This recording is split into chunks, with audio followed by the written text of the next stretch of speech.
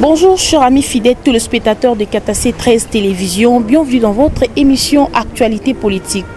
Et bien aujourd'hui dans votre émission Actualité Politique, j'ai reçu pour vous l'un des cofondateurs de l'IDPS qui est bel et bien Monsieur Corneille Moulumba, à qui j'ai dit déjà bonjour. Bonjour Monsieur Corneille. Bonjour madame. Bonne santé. Santé ça bien. Monsieur Corneille, Lelo IDPS parti aux alliés cofondateurs nango, aux parmi les cofondateurs il y a IDPS, Lelo ils en a pouvoir. Lecture nous nous ça pour na les pouvoirs au IDPS au parti bino banda. Yango baton ebele bazolo IDPS en a pouvoir. Faut t'expliquer un parti politique les années. Parti politique les associations. Association ils en a idéologie nango, ils en a vision nango, ils en a programme nango. Alors, les lots, tout le monde qui est dans le pouvoir, tous les là, total là. Tous les qui sont coalition, mon cowboy. Coalition, on a eu ce programme nango. Le gouvernement est bima. Total la banane, bazoka le gouvernement wana. Banimité gouvernement wana. Est-ce que baza batmoko, oy baza fidèle la vision wana. Oh bako ça là, oy raison, oy IDPS c'est-à-dire que pour changer, pour améliorer, pour continuer de vivre au peuple congolais. Ce qui programme les habités, ce qui va alimenter les bâtiments, les bâtiments qui vont avoir pour ça, pour avoir intérêt à Bangomoko. Donc le bâtiment qui IDPS dans le pouvoir, faut comprendre. Donc IDPS il a idéologie, il a vision. Est-ce que vision on a, yango ils ont s'appliquer, il faut partir de la partie de la magasin, partir jouer effectivement un rôle. Donc, on a dit bien, on a convaincu qu'il était que l'IDPS a le pouvoir. Jusque-là, on a dit pendant on était posé dans le gouvernement Bima. Mais c'est normal, tout le gouvernement Bima, le gouvernement a sa programme. Action politique et sa programme. Buringi bossa la nini.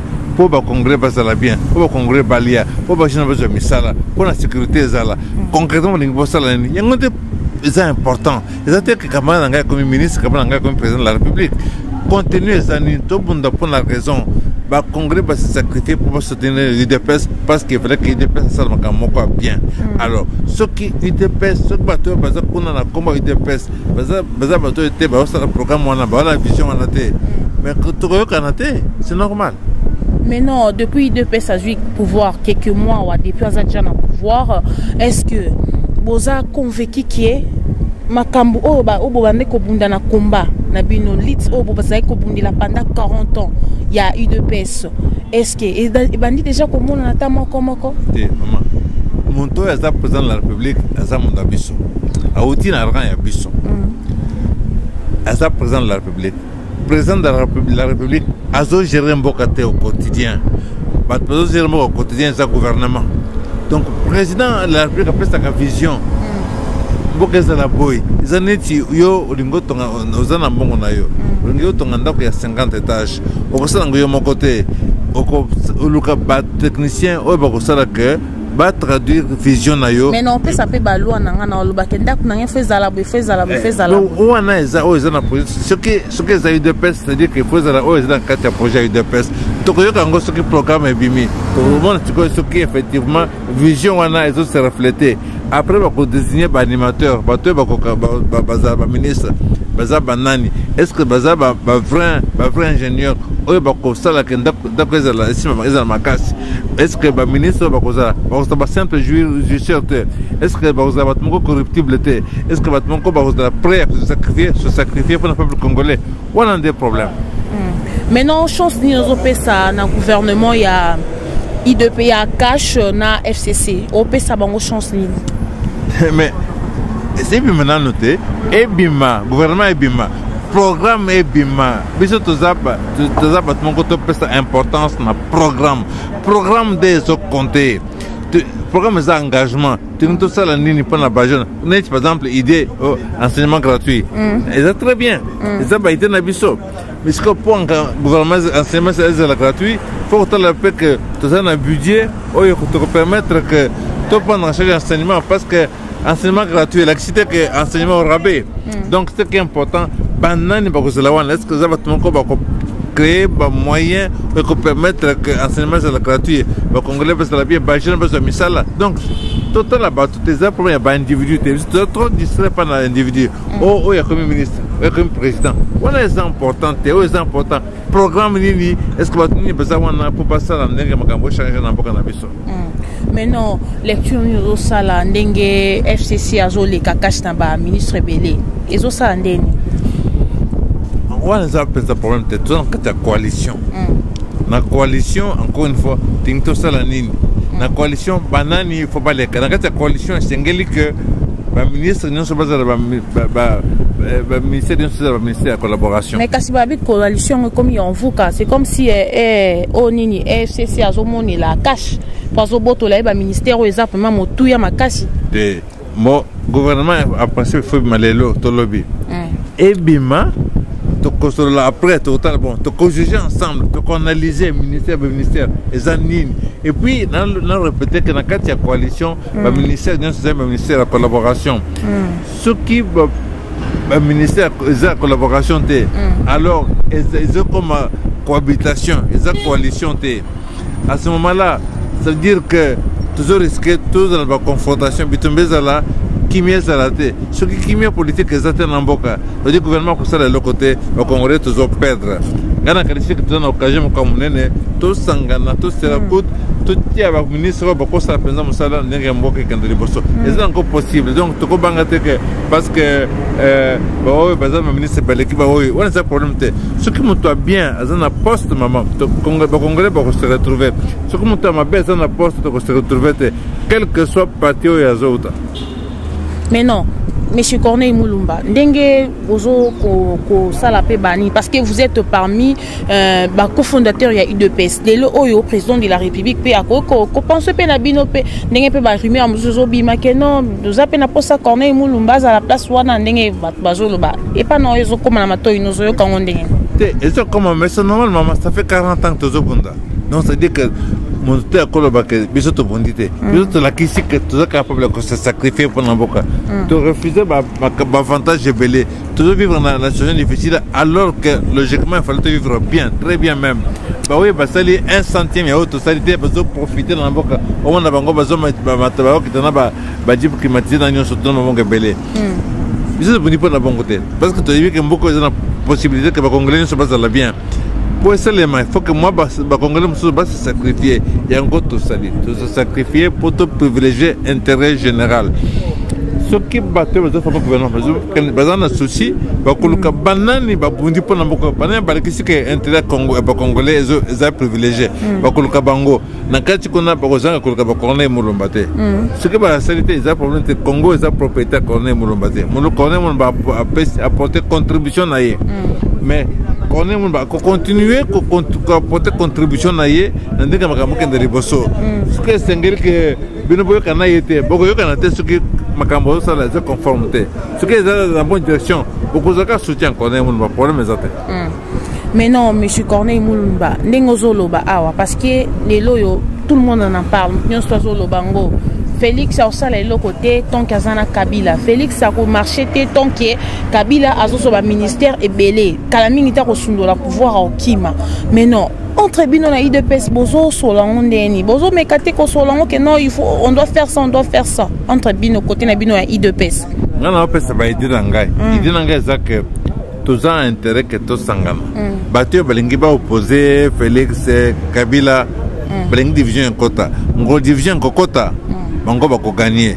Tant que tous ensemble, on va gagner. Tant que tu as une coalition FCC solide, on va gagner. Donc pour l'engagement, tout le monde a besoin de chance pour diviser et parce que il y a des autres talibans. Mais ça, là, malgré nous, tous en ango, tous en kembakaka.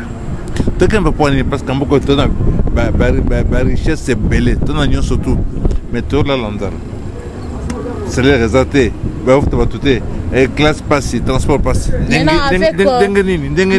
Maintenant avec ce gouvernement, il y a cash na FCC. Vous êtes sûr que non, ce qui est le gouvernement Webimi, il y a bien social et Rosala bien en boca. Ce qui est dans l'esprit a eu des pestes, j'insiste. Ce qui est dans l'esprit a eu des pestes. Oui, et Kozala. Ce qui est dans l'esprit a eu des pestes, c'est Kozala passe. Et vous allez passer. Oui. Mais non, ceux qui ont esprit de pester, qu'est-ce que vous allez faire? Ce qui ils ont esprit à de pester, qu'est-ce que vous allez faire? Mais en français, le combat va continuer. Parce que tout le monde le Congolais va vivre bien. Tu continues que le Congolais va vivre bien. Tout qui peut-être parce que ça de quoi est-ce que Makamoto ça là est-ce que dans le sens intérêt peuple congolais ce qui est dans le sens peuple congolais tokobunda tokozala tokosoutenir ngo makasi ce qui te maman attendez ngeni to si to spécifique na biso bambula na bambula tu côté comment on a lelo jamais mais non lecture ni nous ça là ndenge gouvernement zo mais là jusque là des qui lobby sauf imprévu bon jusque là non ne bimité mais non lecture ni nous ça le bako ko bimalelo maman ce que bimilelo ce que lobby dimanche mais ça problème té essentiel les quel gouvernement ni ko bima qualité gouvernement qualité alimentaire gouvernement on a des importants un jour, 2 jours, il y a des problèmes pesants. Total, le gouvernement Nini Kobima. Est-ce que les gouvernements dans la direction de l'animateur, est-ce que le programme dans la direction et vision, ce qui boy, problème est-ce que vous avez une opposition opérationnelle? Oui. Selon Bino, vous avez une opposition opérationnelle. Mais opposition, c'est opposition par rapport à un individu. Opposition par rapport à un individu, opposition par rapport à un programme. Ce qui est programme, c'est ça. Il a un sens bien fait. L'opposition parce qu'on a un mauvais sens. Donc, ce qui est un sens bien, soutenir en gros. Donc, opposition la majorité, il faut la par rapport au programme, il faut la cause par rapport à l'individu. Maintenant, tout le monde qui INC, tout le monde est sous comme INC na I2PS. Tout le monde quoi INC n'est pas bazo, n'est population zolo bakeno. INC azo soit parti ya bien, azo soit babilo quoi bien, azo pesa I2PS ni quoi. Donc, quand vous tamboyo kabongo et salandeni, est-ce que certainement quand tu n'as pas bon mais qui peut côté là yango est vrai ou faux comment? Oui, c'est sûr maman. On a encore la spéculation de le gouvernement est bien. Ce qui le gouvernement est bien mis. Ce gouvernement est dans le sens de. Mais non au cas où est bien bongo. Ce qui dépêche de dribbler. Mais tout ça va combattante. Maman, tout ça va combattant. Est-ce que une ça quoi impressionné biso? Attends mon côté. Ce qui est la conformité, ce que la direction est bien té, ton côté le mélange très bien, très bien. Ok, bon, merci beaucoup, Monsieur Corneille Moulumba. Votre mot de la fin pour te clôturer. Le cas que le Congrès tous en a occasion très bien les lots. Conjoncture économique qu'on permettre que ça ne pas bien. Tous en a coalition menée dans le Parlement, FCC cash. Tous en a président Sika. Azali, il y a parti à FCC. Pour Nangaï, tout sangana, tout bunda po, toute la cohésion zala, tout tient en place le gouvernement oyo pour permettre que batala direction zala moko, batala nani, batala gouvernement oyo bateau bazo bunda, bateau bazo ba incorruptible, hein, na kanisi, ce qui te réussir, ko